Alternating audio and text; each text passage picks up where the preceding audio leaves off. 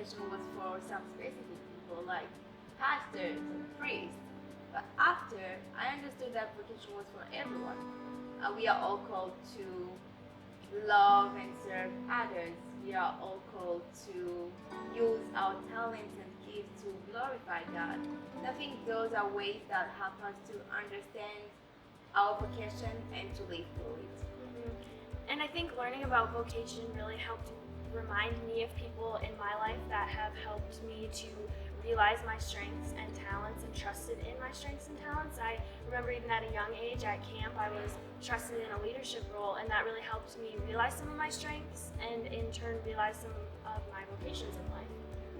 And that's another cool thing is that our vocations change all the time, and we can have one vocation while we're at camp like you have, and then also when we come to college and have different vocations, and it's cool that our vocations grow as we do.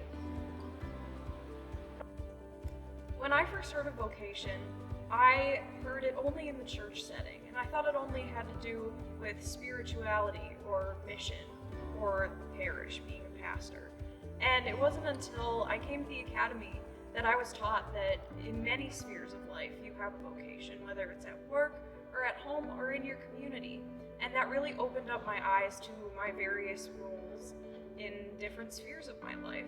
And it's what's helped me to realize that I can become both simultaneously a scientist and a theologian in some senses. Because later in life, I would like to be an eye doctor as well as a published theologian. Yeah, I also thought that vocation was just in one sphere of my life. I've always felt called to heal, and so as a healer, I thought I had to be a surgeon. And after learning more about vocation, I discovered that it doesn't have to be so literal. I can be a math and computer science major and still have that call to healing.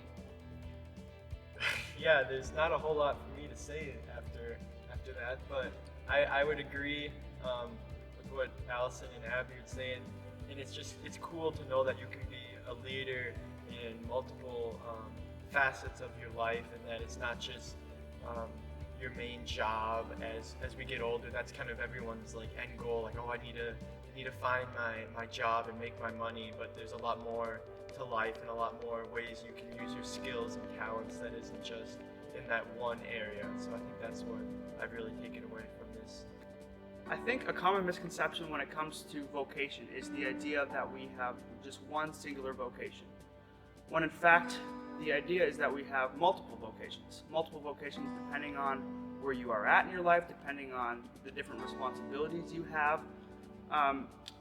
And so I think if we realize that vocation is something that's always changing. It's not this end goal that we're all trying to strive towards. It's something that changes depending on where we're at in our life, and it changes all time. So we have to get away from this idea that vocation is this set thing that is going to stay constant throughout our lives.